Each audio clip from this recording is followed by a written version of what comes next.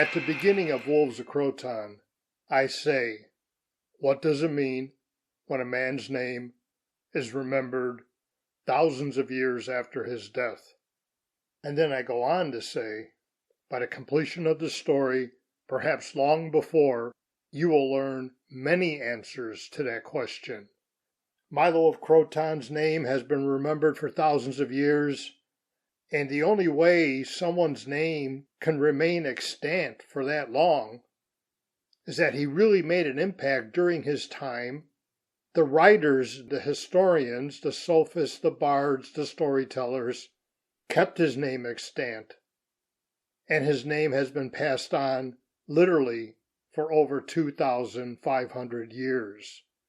And when I say many answers to that question, Pythagoras, Diotimus, Timotheus, King Darius, Milo of Croton, Calophon, Democedes, all these characters, real characters, are in the book, and they are still in the minds of many today.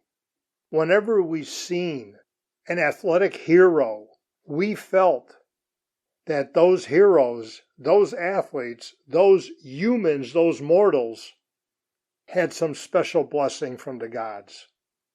And that's how the ancients felt about Milo. And in the book, I mentioned how Milo was revered as the second coming of Hercules because Milo demonstrated Herculean powers not only by defeating the best men in the world in the pit in wrestling, and he did so undefeated for nearly 30 years. That's a god man. That is somebody who has been blessed or who is in favor of the gods, and the pantheon god is Zeus. And second to Zeus is Apollo, of which Pythagoras was a devotee to Apollo. His mother was a devotee to Apollo as well. So during the time that Milo competed, there wasn't just an athletic overtone. There was an ideological overtone, a political overtone, geopolitical overtone, economic overtone, territorial. All this was going on when Milo competed. And when Milo competed, the athletes that competed back then, the reason why they competed was to prove that our country has the stronger athletes. And the Greeks felt that even though athletes train their bodies to one day inevitably perform in battle, and they need athletic characteristics, strength, speed, stamina, courageousness, but they also went to battle in competition. That was their weaponless warfare, which was a term, by the way. The Greeks termed sports as weaponless warfare, done in a pit or in an arena or on a track, all of the countries facing one another. There wasn't even second place, because in battle, there is no second place. You either win or you lose. And if you lose, you're killed or taken into slavery, pillaged and plundered. The conquest is over. There's only one winner. So Milo was crowned numerous times throughout his Panhellenic career. Panhellenic means the Greek federation, the Greek city-states. And even though moderns may say, oh, he wasn't the god, he wasn't the son of Zeus, he wasn't the brother to Hercules, he wasn't the second coming of Hercules, he was.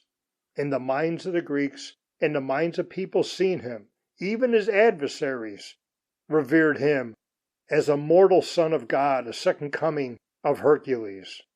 Some people hate other religions, so the people that were adversarial towards Croton and towards Milo hated Zeus, hated Apollo. They believed their gods were the right gods.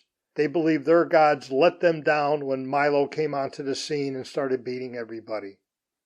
Just seeing this guy, it's like, is that Milo? Is that a human being?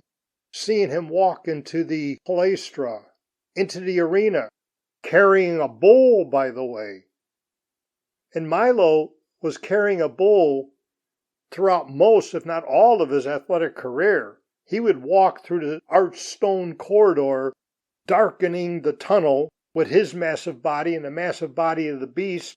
When people seen the light at the end of the tunnel suddenly blackened, they knew the Crotonian is coming, the Crotonian is coming. How intimidating must that have been for his opponents? They're standing out there on the field, getting ready to warm up and go into the pit to wrestle. You know, there was no tying shoelaces or any of that stuff. They were naked. They didn't wear anything. So all they did was oil themselves up to protect their skin from the sun and make sure that if they touched the dirt, if they fell to the dirt by being thrown by their opponent, the dirt would cling to the skin much easier when there's oil on the body. We all know that. We've been to the beach. Sand clings to suntan lotion and any other skin protectant, and that's what olive oil was used for. And it was used to make them look buffed, like bodybuilders do in competition. They just oil themselves up. It's like, oh, they look all shiny and buffed up, and they're in the sun. Olympia, Greece is super hot. The historians talk about how hot and humid and uncomfortable it is. So it's super hot. You can imagine how uncomfortable it is for an athlete. Maybe even imagine how uncomfortable it might have been for Milo.